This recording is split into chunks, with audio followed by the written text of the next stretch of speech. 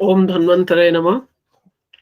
आज हम आपसे मिलाएँगे डॉक्टर गरिमा मल्लिक से, जो कि आयुष्मान आयुर्वेद एकेडमी के एक डैज़लिंग स्टूडेंट है, जिन्होंने हरियाणा के एमएसएम आयुर्वेद महाविद्यालय से बीएमएस कर रखे हैं और all India Ayurveda PG entrance test 2022 के थ्रू इन्होंने ऑल इंडिया रैंक 283 अचीव किए हैं और इनको अभी श्री कृष्णा आयुर्वेद महाविद्यालय कुरुक्षेत्र में प्रसूत तंत्र और स्त्री रोग सब्जेक्ट अलॉट हुआ है।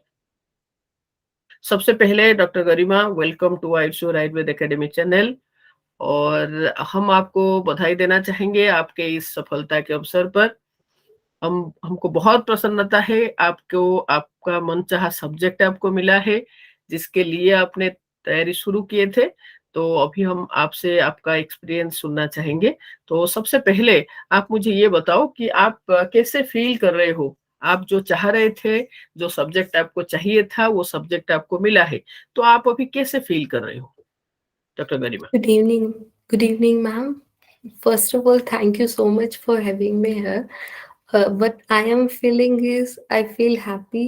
I feel satisfied, light-headed, and little bit nervous, but I am happy for my state. Okay. अब गरिमा, बताओ मुझे कि आपने तो ऐसे ऑफलाइन क्लास में आते थे और आपका ओवरऑल परफॉर्मेंस मैंने देखा हूँ कि आप हर एक सब्जेक्ट में अच्छे परफॉर्म कर रहे थे। तो आपने प्रसूत तंत्र स्त्री रोग ही क्यों चुने हैं? जब से मैंने अपनी तैयारी स्टार्ट की थी, it was always in my mind कि मुझे हमेशा से प्रसूति तंत्र ही लेना है। बिकॉज समवेयर जो आज हमारा लाइफस्टाइल है या फीमेल्स का जो ईटिंग हैबिट्स होती हैं या और भी चीजें हैं, उनकी वजह से हम फीमेल्स हैं जो 6 to 7 out of each 10 girls are suffering from PCOS, infertility, thyroid problem, weight gains हैं या इनफर्टिलिटी प्रॉब्लम्स जिनसे वो अफेक्टेड रहती हैं। इस वजह से मुझे हमेशा से था कि ये जो पीसीओएस, मेनली जो पीसीओएस है, इनफर्टिलिटी है, इसमें मैं इन लोगों की हेल्प कर पाऊँ आयुर्वेदा की हेल्प से, जिनकी वजह से वो उनका रूट कोज ठीक हो सके, ताकि उनको ज्यादा टाइम तक इस प्रॉब्लम से सफर ना करना पड़े। Okay, and that's mainly great.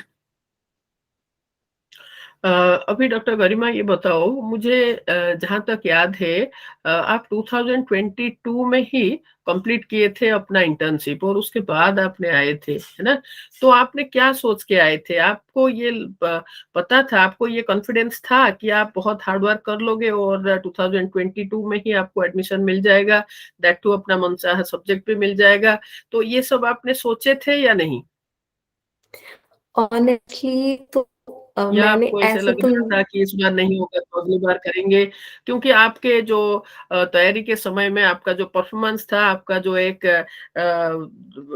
आपको देख के ही लग रहा था कि you are determined to take admission this year. तो ये चीज़ क्या आपने शुरू से सोच के आए थे या आपने बस ऐसे ही ट्राई करने आए थे और आपको ऐसा लग रहा था इस बार नहीं होगा तो अगली बार होगा?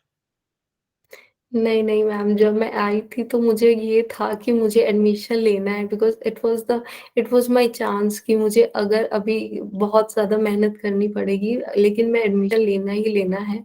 क्योंकि घर से पहली बार जब आप बाहर निकलते हो, आपके ऊपर प्रेशर भी होता है कि फैमिली ने आप पे ट्रस्ट करके आपको बाहर भेज रहे हैं, तो आपको उस पे खड़ा रहना ही है।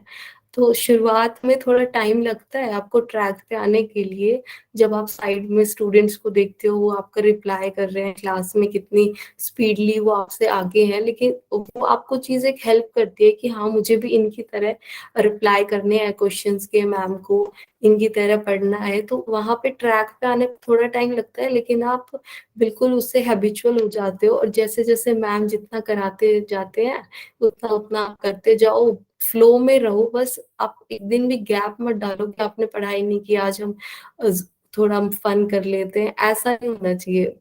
वो थिंग मेरे दिमाग में थी और सबसे ज़्यादा ये था कि जिस वे में मैम ने आपने जो कांसेप्ट्स क्लियर कराए हैं, जितना आपने हैबिट डाली है हमारे अंदर संहिता पढ़ने की, क्योंकि आज के टाइम पे संहिता हम लोग थोड़ा-सा वीक पोर्शन होता ही है, मेरा भी था, लेकिन आपने जो उसमें हैबिट हमारे अंदर इनकलकेट की थी कि हाँ, आपने संहिता ऐसे पढ़नी है, सब्जेक्ट्स ऐसे पढ़ने हैं, जितनी भी तैयारी ऐसे करनी है, तो हम उस वे में चल रहे थे और उसके साथ-साथ क्वेश्चन पेपर्स जो सॉल्व कराते थे, हर संहिता के हर स्थान के कंप्लीट होने के बाद एक टेस्ट हो रहा है, वहाँ पे उस आपके ऊपर ये चीज़ थी कि आपने पढ़ना है, वहाँ पे क्वेश्चन सॉल्व करने हैं और सारी चीज़ आपके साथ-साथ होती चली गई।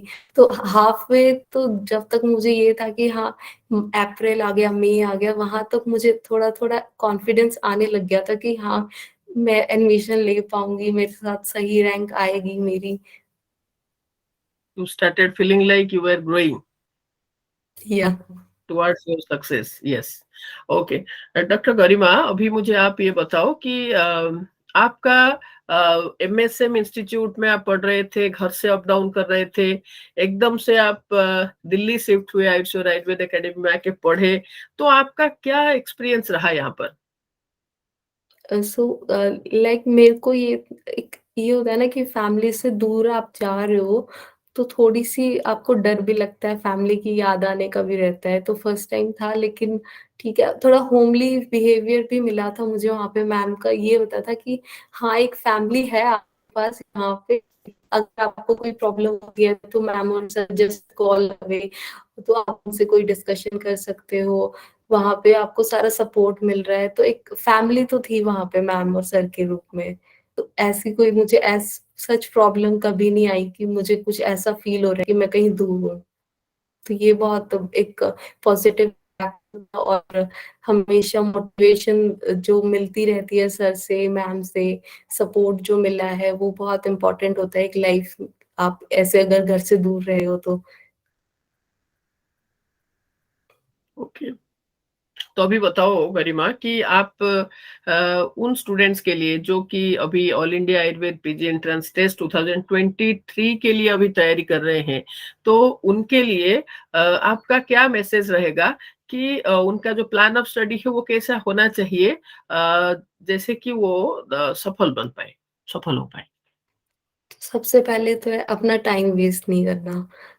कभी आपके मन में ये ख़्याल नहीं आना चाहिए, आपको कभी रिग्रेट नहीं होना चाहिए कि मैंने वो टाइम वेस्ट कर दिया, मैंने कल पढ़ाई नहीं की।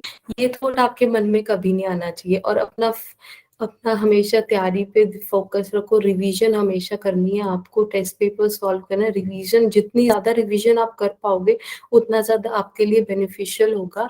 टेस्ट पेपर्स हमेशा लगाने हैं, जितने आप क्वेश्चन पेपर सॉल्व करोगे, आपके अंदर सॉल्विंग कैपेसिटी आएगी, आपकी स्पीड बढ़ेगी क्वेश्चन पे। आपको क्वेश्चन पढ़ते ही आंसर्स आने शुरू हो जाते हैं, आपका दिमाग 360 रोटेट करता है कि हाँ, मैं ये वाला रेफरेंस वहाँ का है, इस संहिता का है, इस चैप्टर का है, इस पेज पे ये लिखा हुआ है। जैसे-जैसे आप रिवीजन करोगे, आपके अंदर ये हैबिट आ जाएगी। और सबसे एक टाइम टेबल आपका होना चाहिए, प्रॉपर टाइम टेबल हो कि आपने आज के आज ये वाला टॉपिक कंप्लीट करना है, और अगर आप टाइम टेबल बना रहे हो तो आपको उससे स्टिक ऑन करना है, बी ऑनेस्ट विद योरसेल्फ। जो टाइम टेबल आप बना रहे हो, जिस स्ट्रैटेजी के साथ आपने तैयारी शुरू की है, उसी में आपको उसी के साथ आपको चलना है। जित आप 1 हफ्ते का पहले से बना के रख लो, अगर 1 हफ्ते में आपने प्लान किया कि मुझे अपना सिलेबस कंप्लीट करना है, तो आप 7 डेज़ का सिलेबस के पॉइंट्स के हिसाब से पहले ही डिवाइड कर लो। चाहे आपने उसमें ड्रग्स इंक्लूड करनी है, चाहे रसशास्त्र के पॉइंट्स इंक्लूड करने हैं, लघुत्तरीज़ है, माइनर सब्जेक्ट्स जितने भी हैं, चरक संहिता, सुश्रुत, उसके स्थान डिवाइड कर लीजिए। उसके 7 डेज़ में आप उसको डिवाइड कर लो, एक-एक पॉइंट को इंक्लूड करो, कोई पॉइंट छोड़ो मत।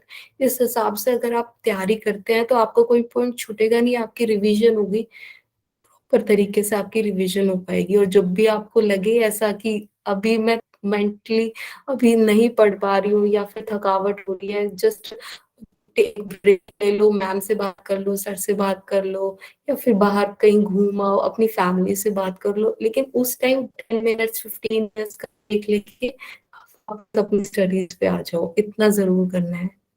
और रिवीजन और टेस्ट पेपर्स हमेशा सॉल्व करो। गुड। डॉक्टर गरिमा, तो आप यहाँ पर आए और आप अपना एक्सपीरियंस शेयर किए, इसलिए आपको बहुत बहुत धन्यवाद। और हम Thank you ईश्वर so से much, यही ma'am. प्रार्थना करते हैं कि गरिमा एक बहुत अच्छी प्रैक्टिशनर बने, जिस उम्मीद लेके, जिस स्वप्न लेके आपने प्रसूत तंत्र स्त्री रोग लिए हो, उस स्वप्न को आप पूरा कर पाओ। इसलिए ईश्वर आपको सहायता करे, ईश्वर आपको आशीर्वाद करे। God bless you. Thank you so much, ma'am, for having me here and giving me this opportunity. And I will always be happy that I'm associated with Ayurshore Academy and with you all. And I need your blessings always. Thank you. God bless you बेटा, खुश रहो। Thank you, ma'am. God bless you.